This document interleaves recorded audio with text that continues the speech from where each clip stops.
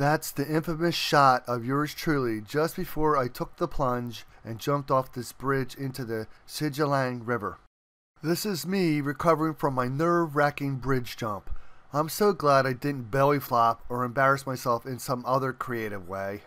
The guys are sorting out and distributing our makeshift rafts. This low-lying landing made for a perfect boat launch.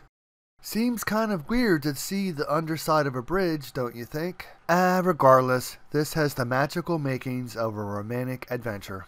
Thus, in chain formation, we begin our little adventure. It was fun dodging these low-lying branches. They kind of remind me of willow trees. Nice chunk of scoria. Something I was keen to avoid slamming into. Okay, here we go. Ooh, bumpy. Whoa, a little bit of rapids. Here we go. Woohoo! Woohoo! We spin around. Uh-oh, the guide got us spin around. We lost our scouts. We lost our scouts already. World's tiniest waterfall. Too bad the fog spot eclipses this.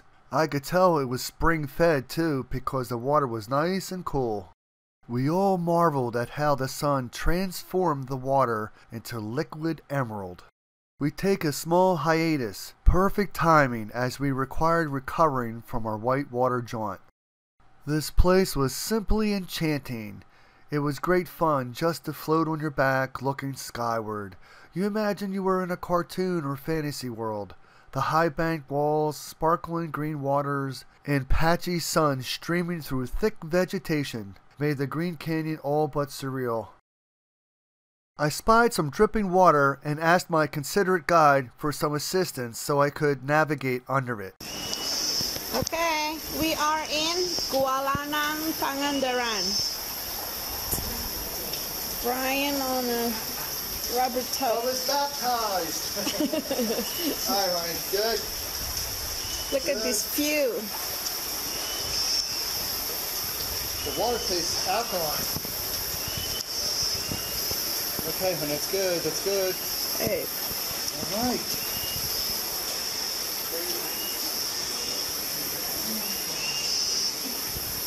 Where's Tara? You hear those birds? These birds sound pretty, don't they? You get the birds? Yeah. Here, I'm going over here now. Our friendly guide keeps us moving along in a slow section of the river. Paddling was hard work, so this was fine by me. Already, my neck was getting stiff from the odd way it hung over the side of one's inner tube. Without any support, this became problematic as time wore on. My lovely wife, Wellen, was enjoying the surreal landscape one last time before heading farther downstream. Locked in formation, we approach yet another series of rapids. Brace for impact! We really needed our guides in two main scenarios. One, where the river widened and the waters became still, and two, when we got moving fast and had to avoid careening into some of those nasty river rocks. Wellen starts to support her head too, from it hanging over the side so long. Meanwhile, Tara rests her weary head onto my legs. I think these tour guides need to come up with a contraption that fits over the inner tubes that supports your back and neck because these take quite a beating on this hours-long journey. We're heading for another set of rapids. Oh boy! As everything picks up speed, our brave guide does his best to steer us in the middle of this formidable stream. Total fail. Our guide, having been ripped out of his boat, clings to my inner tube for protection. Hey man, no freeloaders. Goes to show that even seasoned vets aren't perfect at navigating these wild waters. Okay, rapid number 2. Here we go. Rocks. Whoa.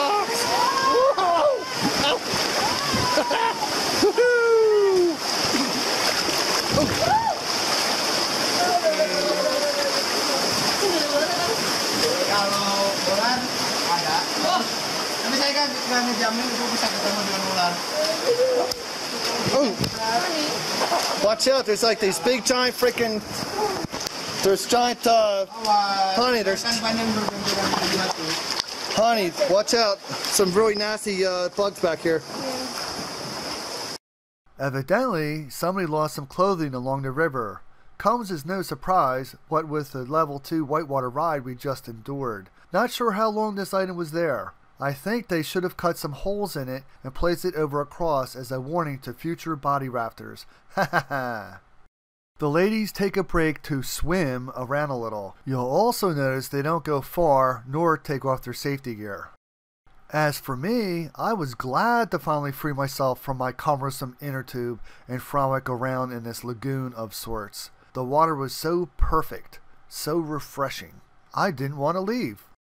The guys wanted to see how deep the water was, so I happily obliged them. Standing on the bottom with my outstretched arm, little more than my hand is all you see of me. I estimate the depth to be some 78 inches or 198 centimeters. Unlike everyone else, I, for one, was ecstatic to rid myself of all that oppressive gear. My stupid vest never really fit me, and wearing that helmet made your head hot and itchy. Now that we were at the end of our water ride, I needed to cool down. My wife demonstrates clearly, pun intended, the amazing clarity of the Cijulang. In fact, one could make out the color of her painted toenails. Pink. Not to knock U.S. waterways, but I could count on one hand the number of streams I ever waded through that were this clear back home in America. Well and brave the stony bottom and bare feet. Better her than me, but then I'm such a tenderfoot. I love this picture. A shadow in the river and I could still see the bottom. Awesome. I affixed my lantern onto my helmet for exploring the cave. The happy, eager couple shows off his and hers lanterns. These would be vital for navigating the longest cavern in Pangandaran.